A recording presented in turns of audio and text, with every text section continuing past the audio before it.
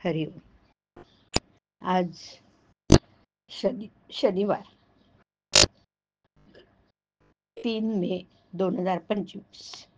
सद्गुरू ब्रह्मचैतन्य गोंदवलेकर महाराज आज आपल्याला सांगणार आहेत की निश्चयपूर्वक नामस्मरण आणि चित्तशुद्धी.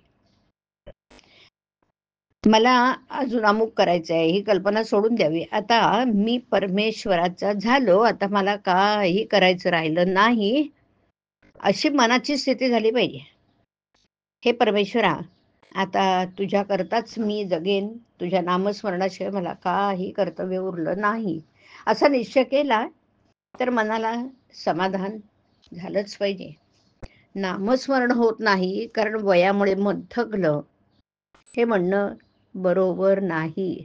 शरीर थकेल कारण लहानपणी वाढणं आणि वृद्धपणी थकत जाणं हा शरीराचा निसर्गक्रमच आहे ना. परंतु मन थकलं हे मात्र संयुक्तिक नाही. मन हा परमेश्वराचा अंश आहे असं आपल्या दिव्य विभूतीत सांगताना भगवंतांनी सांगितलं आहे.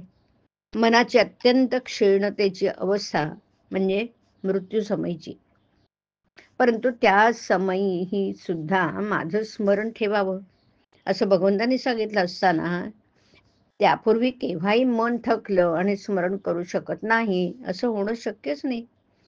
पूर्वी 6-6 तास बसून जप केलेला असेल, तितकं आता होत नसेल, तितकं बसवणार पण नाही. मध्ये मध्ये झोप लागत असेल, हे मान्य आहे, पण स्मरण राहू शकत नाही असं नाही होणार. मन थकलं ही खरी अडचण नसून मनाचा इतर व्याप फार आहे, हे खरं कारण आहे. तेव्हा सर्व व्यापातून आणि काळजीतून लक्ष काढून ते भगवंताकडे लावणं जरुरीच आहे. पैसा अडका, प्रपंचातल्या सर्व गोष्टी यांचा मनाने त्याग करावा. असा त्याग केला तर कार्यभाग निश्चित होतो, हे मी खात्रीने सांगेन. पैशाची वासना आणि लौकिकाची लालसा माणसाला भगवंतापासून दूर नेतात. त्यांच्या तावडीत सापडता कामा नाही.